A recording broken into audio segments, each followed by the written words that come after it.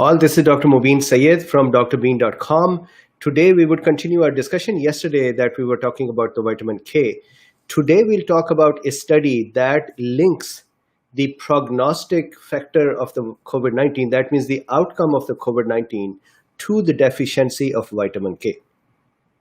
Now, this is an interesting topic, and here is a question that I want to raise in your mind before we look at the study. Excuse me. The question should be this: vitamin K is related to better optimal coagulation.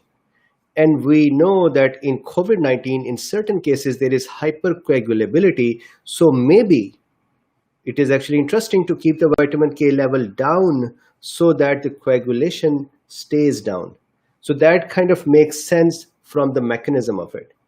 However, this study shows that if the vitamin K goes down, the levels of vitamin K go down, there is a paradoxical issue, meaning an opposite issue than what we would expect, and that is that thrombosis increases. So what they have studied is the authors, so this is a study from Netherlands. What they have studied is, their hypothesis is that possibly the low levels of vitamin K are actually causing more thrombosis instead of less thrombosis. And that is the study that we're going to talk about, and that is the mechanism that we're going to look at. So it is an interesting mechanism. Let's look at it together. So first, let me show you the study. Here is a study. I have the PDF from them. This is titled Reduced Vitamin K Status as a Potentially Modifiable Prognostic Risk Factor in COVID-19 Patients. So look, here it is. It is published in preprints. So if you see here, preprints, same thing here. And if you go here on the preprint at the Get PDF, you can download the same PDF that I was just showing you. And at the same time, if you would like, please realize that this is the Drbeen.com. All of our lectures on COVID are now being published here. So if you would like to support Drbeen.com, or if you would like to support my work, or if you want to see all these videos in one place, you can go to Drbeen.com as well. And please, for the medical professionals, we do have the CMEs or CE credits available for these talks too. So having said that, let's look at it.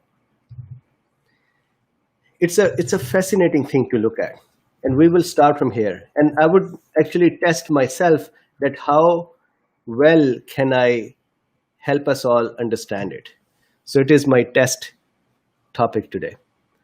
So vitamin K, what they did was, for the vitamin K, if we remember our discussion from yesterday, that one function of the vitamin K is to help carboxylate the glutamate amino acid present in proteins, right? So this is a protein here. For example, let's say prothrombin. Prothrombin is a coagulation factor. It is a protein. When it is formed in the liver, we are going to then cause post-translational modification of this. And what does that mean? We will take the glutamate residue or amino acid. We will, normally they only have one carboxyl acid group attached to it. We will attach one more to it, and that is the carboxylation. And this is done by vitamin K. We talked about it yesterday. This in turn allows the clotting factors to become mature and work correctly. Now, keep in mind that it's not just the clotting factors that get an extra carboxylic acid attached to them. There are other proteins in our body that also have glutamate on them, and the vitamin K would also help attach another carboxyl group to them. So keep this in mind. This is the most important point for the whole discussion. So now if I go back here, what they did was this. Here is what they wanted to prove. They wanted to prove, if you start from the left side of the diagram, they wanted to prove that the vitamin K is first divided in two areas. One is the liver, so vitamin K present in the liver and its function in the liver. And then vitamin K present outside of the liver, extra hepatic area, that is the rest of the body, and its function over there. This is important to keep in mind. The reason for that is, and so please hear this reason out. Vitamin K, when we absorb it from our gut, just like all other things that we absorb from our gut, they go to liver first. So when our GIT is working and we are absorbing stuff from the GIT, that substance goes to liver first of all. Liver would then metabolize that, and then it would give, from the liver, the blood would go to heart, and then through the heart, then the blood would go to the whole of the body. So first, an important thing to keep in mind is that vitamin K would first end up in the liver. What does that mean? Why is that significant for us to keep in mind? The significance is that if vitamin K is low in quantity, then a majority of that is going to be consumed in the liver for carboxylation of the clotting factors and other proteins. And a tinier amount, a lesser amount is going to be available to the rest of the body. So the question that should arise in your mind now is, why is it necessary in the rest of the body? What is in the rest of the body where vitamin K is doing something useful? And that is what this study is about. So let's start. Imagine that in vitamin K, some food thing, imagine we are not taking supplements. So we do not have the correct balance, for example. So we are just taking normal foods. We are not eating enough, or our bacteria are not producing enough vitamin K. So a smaller amount of vitamin K comes into our body and arrives in the liver. So when it arrives in the liver, it does its normal function of carboxylating the clotting factors plus other proteins. When those clotting factors are carboxylated, then if you see here, I've just given an example. Mature prothrombin is a clotting factor that is necessary. And we know that when the clotting factors are mature and released in the blood, they would cause coagulation when necessary. At the same time, now this is the first important thing to keep in mind again, and that is that at the same time, if the vitamin K level is not sufficient, it is enough that it is doing some carboxylation, but it is not enough that all the clotting factors are carboxylated. That will cause some part of the prothrombin to not become carboxylated, and it will be released in the blood uncarboxylated. So we call that a protein. So this is the prothrombin. This is the prothrombin that is abnormal. What is the abnormality? It has not become mature. Why is it not become mature? Because there was not sufficient vitamin K in the liver to help mature it. So now it is called a protein P, induced I, by the lack of or the vitamin K absence. It's a protein that is induced by the vitamin K absence. And over here, the 2 simply means it's a factor 2. And why do we care for this? We care for this because we can measure its levels. And by measuring its levels, we can measure if the liver is getting enough vitamin K to mature the factors. So that is one thing to keep in mind, that if we wanted to see the vitamin K levels in the liver, we will measure PIVKA-II's levels. Good. Now, how about we try to figure out how do we measure the vitamin K levels in the body? So we understand that liver we can measure with the PIVKA. How do we find out if the vitamin K from liver was sufficiently more that it was released in the blood as well? For that, there is a protein here. These little dots I've made. These proteins in the body tissues are called matrix G1A protein. It's a protein. It's a little protein that is sitting in all of our body tissues. This protein also needs carboxylation by vitamin K. So when it is carboxylated by vitamin K, what does that mean? I would just repeat it once more. The protein will have glutamate on it. Those glutamate would have one carboxyl acid on it. Then vitamin K would come in and it would put one more carboxyl group on it. And that would be mature protein or active protein. Here we are looking at one more protein that is in the body, and that is MGP. Now, if the vitamin K levels in the body are less, then the MGP is not properly carboxylated. That means we would end up with a protein that has less carboxyl groups on it, and that is called inactive. So the same protein, MGP, when it is not properly carboxylated because there's not enough vitamin K, then that protein is called inactive vitamin K dependent matrix G1A protein, or dp-ucMGP. And we'll see what does this mean. It is actually des phospho uncarboxylated UC and MGP, matrix G1A protein. So simply for our need here, this is a protein that needs to be carboxylated to do its function, and vitamin K is not in sufficient quantity to carboxylate that. Good. So keep that in mind. This protein can also be measured. So now if you are, so there is a comment from Lucia, difference between K1, K2 and K7. We talked about that yesterday, that K1 is from the plant sources, K2 is from the bacteria in our gut, and K3 is from the synthetic sources. So please watch the lecture yesterday and you would have some more idea there. Back here, for this research, let's say you are the researcher, you are trying to figure out how do I know the vitamin K levels in the liver versus vitamin K levels in the body. So for the liver, we already know the protein. For the body, if you want to measure if the vitamin K levels are correct or not, you would measure dp-ucMGP. Good. So now you have 2 meters to use to understand vitamin K level. Now, one more thing.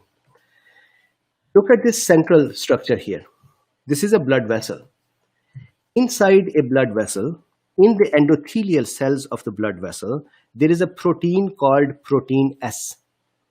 This protein S is produced by the endothelial cells, and this protein also needs carboxylation. Why is this interesting for us? Most of the time, proteins are produced in the liver, and then if vitamin K is present in the liver, then liver can carboxylate them and release them. This poor protein is not produced in the liver. That means it does not have a chance to become carboxylated in the liver. It has to now wait for any leftover vitamin K from the liver to come over here in the blood vessel and then become available to carboxylate it. So that means if vitamin K levels are low, the consumption of vitamin K is low, then liver is going to eat up all of that vitamin K. For the body, less vitamin K will be available and protein S will be less active. And why does that matter? It matters because protein S is antithrombotic. It reduces thrombosis. It reduces blood clotting. And why is then that is important? Because if vitamin K is less, so see, I'm saying less, not more. Vitamin K is less. When it is less available, that would cause inactive protein S. That will mean when in this vessel there is thrombosis going on, protein S is not active to combat that and stop that. So here is a deficiency of vitamin K leading paradoxically towards thrombosis. Okay, let's continue our discussion. And one more important mechanism to understand before this study, and that is this. This protein that we just talked about, MGP, one of the functions of this protein is that our tissues have elastic fibers in them. So if you just pinch your skin and release it, you would see that the skin can be pinched and then it would go back. That is the elasticity of the skin. So there are, excuse me, there are elastic fibers in our skin. There is collagen, elastin, and others. So the elastic fibers give the elasticity to our tissues. These fibers are very important. These are like tiny springs. They're very important to be in the lungs because our lungs are expanding and collapsing all the time, or shrinking and expanding all the time. So they need elasticity. Similarly, our blood vessels, they need elasticity as well because as the heart pumps, the blood comes into the blood vessel has to dilate a little bit and then it has to shrink back. Similarly, when we are managing our blood pressure, our blood vessels would open or shrink their diameter depending upon the need of the blood pressure maintenance. For that, we need elastic fibers in them. So these are 2 very important tissues other than our skin and muscles and everything else where elasticity is needed. Now, if we come back here, imagine these green things here. These are the elastic fibers. MGP protein is needed to protect these elastic fibers from breaking. That is a function of this MGP protein. That means if vitamin K is not present or is in less quantity, we will have less active MGP. that would mean we will have more elastic fibers breaking down. When the elastic fibers are going to start breaking down, what happens is that there are a couple of things in there. Number one, a piece of the elastic fiber called desmosine will be released in the blood, and we can measure it. So we can measure how much desmosine is in the blood, and that is an indication of how much elastic fibers are breaking down. The second thing is that the calcium, this little monster over here, calcium is a charged particle. And the elastic fibers, when they break, they also become charged because their charged amino acids are exposed. And calcium would love to bind with them. This is a huge problem in COVID-19 infections. Why? Because when the elastic fibers break in the blood vessels, or when the elastic fibers break in the lungs, calcium would come and attach with them, and that would cause calcification, that would cause damage and scarring and the dysfunctional tissue. So imagine so this is a very different function of vitamin K from coagulation. This function is that vitamin K is carboxylating MGP.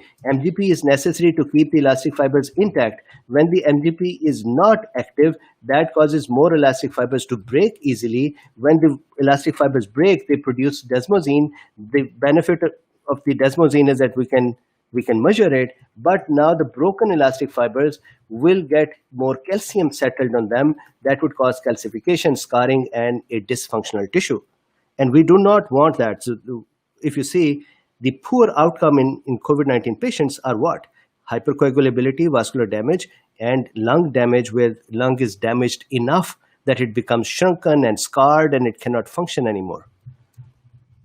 So I hope this much is clear. Now, next point here. All of these mechanisms are going to be used in the study. Next point is that when the lung is being damaged by COVID-19, at that time, the lung macrophages, these guys, remember there are lung macrophages that live in the lung. So the lung macrophages are going to start producing enzymes that are called matrix metalloproteases or peptidases. Matrix metallopeptidases. What are these enzymes? These are tiny enzymes that are going to come out and break the elastic fibers in the lung. Why are they doing this? Because macrophages feel that there is a fight going on and there is an infection and there is a damage, and I need to break the damaged strands so that they can be replaced and repaired. So in that process, while trying to help us, macrophages producing MMPs. These are going to come out and break the elastic fibers as well. So now we have low vitamin K that causes decreased levels of active MGP, which results in lack of protection from elastic fiber break. And now there are active cells that are releasing enzymes that are going to break the elastic fibers. Similarly, macrophage also releases tumor growth factor beta. We've talked about it many times. Tumor growth factor beta is going to call other cells to come over in this area, and the end result of all of this is increased fibrosis. And increased fibrosis is observed in COVID-19. Not only increased fibrosis of the lungs, but the vessel walls get damaged as well, and the same fibrotic process occurs there too. So now, if I reduce this diagram's shape, size, a few things to keep in mind. Number one, PIVKA level is important to keep in mind for a measurement of hepatic vitamin K. MGP, inactive MGP level, is important to keep in mind to measure the vitamin K levels in the body. And vitamin K levels in the body can be lesser than the levels in the liver. Then protein S is important to keep in mind because that would cause thrombosis.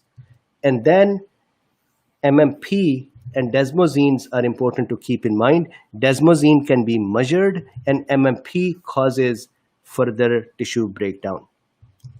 So now before I go to the rest of the study, let's just quickly see how would reduced vitamin K level in this mechanism cause thrombosis. So here is what would happen.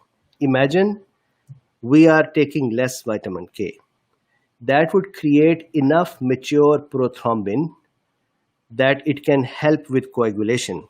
So this is what study is finding. So what would happen is low vitamin K would allow the clotting factors formed in the liver to properly become active and are able to clot. On the other hand, the protein S in the body, blood vessel walls, that need to be activated by vitamin K will not have sufficient vitamin K available. In that case, it will not become active and it cannot counter thrombosis. That means now thrombosis can be increased because something that can stop it is not stopping it. What would be the end result? This is what study is finding. Low vitamin K level will increase or keep the coagulation normal, which is fine. We know that hypercoagulability is there. That means coagulation can occur. Plus, it will make the coagulation worse because the anticoagulant, antithrombotic protein is not working anymore. Then, so that is a coagulation. Then it causes more fibrosis of the blood vessels and the lung tissue because the protein, that is the MGP, is not available to protect the elastic fibers. Good. So now let's look at the study. So this is the last few points and then we're done. So here in the study, what they said was they would measure inactive vitamin K dependent matrix protein. So this is one protein that they would measure. We talked about it. They would also measure PIVKA level. This would tell us what is the vitamin K level in a patient in their liver. Then they would measure desmosine level. That would tell them how much tissue damage is happening. We just talked about it here, that desmosine is produced when the tissue is being damaged. Here is this. They did was, they took 134 people who were confirmed COVID-19 patients. They decided that the good outcome of the study is when the patient is discharged. A poor outcome of the study will be when the patient is on ventilator and then discharged or the patient dies. They started measuring PIVKA, desmosine. They did CT chest and CT blood vessel walls to see what is happening in there. Here are the results. In the study, the mean age of the patients was 68 plus minus 12. 70% were the patients. 70% of the patients were men, 30% were women. They had a control group as well. In the control group, 85% were men, 15% were women. And in both of the groups, they also saw that people who are taking vitamin K antagonists for coagulation disorders. So here, in the people who were COVID-19 positive, there were 12% of those in the study were taking vitamin K antagonist. And then in the control group, in the healthy group, 1.6% were taking vitamin K antagonist. And why is that important? Because anybody who's taking vitamin K antagonist is naturally going to be vitamin K deficient, and they wanted to see if they would have worst outcomes. Here is what they saw. Look at this number first. They saw that the dp-ucMGP level in the patients of vitamin K were higher than the control. So 1482 picomole per liter compared to 471 in healthy. So what does that mean? I just explained it, that in these patients, this protein needs vitamin K to protect the tissue from getting damaged and fibrosed. And they are seeing that in the patients of COVID-19, for sure, this protein, inactive protein, is increased because vitamin K is less. In healthy people, that protein was not more because vitamin K was not less, and increased level of active protein are protective against fibrosis and against the vascular damage. Then within the people who were COVID-19, within this group that had higher levels of inactive protein, those that had good outcomes, that means they got discharged, they had a rather better levels compared to those who had poorer outcomes. They had a very high levels of inactive protein, the protein that needed to be activated by vitamin K, and the vitamin K was not there. So that was one outcome. Second outcome, the PIVKA-II. This is the abnormal prothrombin. So what they wanted to understand is that, are the clotting factors abnormal as well? Their theory was that because patients are getting clots, that means the clotting factors are fine. And they wanted to measure that by looking at the vitamin K levels available in the liver. And this was the measure for that. And they saw that all the patients who had COVID-19 and who were severely elevated had the low levels of vitamin K in the liver as well. But those patients that had slightly better outcomes, their liver vitamin K levels were correct. And finally, they looked at desmosine. Desmosine was an indicator for them for the tissue damage. And what they saw was that the COVID-19 patients had a higher level of desmosine in them. That means COVID-19 patients were low on vitamin K. Those patients that were low on vitamin K had less active protective proteins because they were not carboxylated. And because of that, they had more tissue breakdown product, desmosine, available. And out of those who were sick, those with a good outcome has tinier, lesser amount of desmosine compared to those with a poorer outcome. So why are they trying to say this? They're saying this to kind of convince us that, hey, it is vitamin K level as well that is important. It is not that the poorer outcome is related to something else. Vitamin K has a contribution in there, and they're proving it by saying, look, the proteins that are dependent on vitamin K, the damaged proteins are increased when the vitamin K level are not there. In the healthy people, in the control group, those who were not smokers, they had very less desmosine. That means their lung and vessel damage was less. On the other hand, in healthy people who were past smokers, desmosine level was a little more. That means smokers were a little higher in incidence of their tissue damage. Now, this is very, very important. This was their conclusion. They said that inactive white protein that needed, its level related with the tissue damage proteins. That means what they're saying is when I said vitamin D a few seconds ago, vitamin K I'm talking about. So that is, if vitamin K is less, that means proteins that are necessary for our body to function, they are not activating correctly. And they're not just the clotting proteins, these are other proteins. And when these proteins are not activated correctly, then tissue is damaged, and that damage can be correlated significantly to the inactive proteins, which means that can be correlated significantly to vitamin K levels.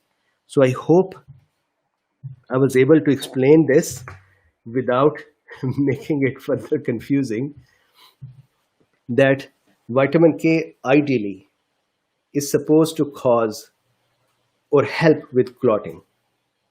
But when vitamin K levels are less, then actually thrombosis increases because of protein S activation or inactivation, plus fibrosis increases, which happens in COVID-19 patients.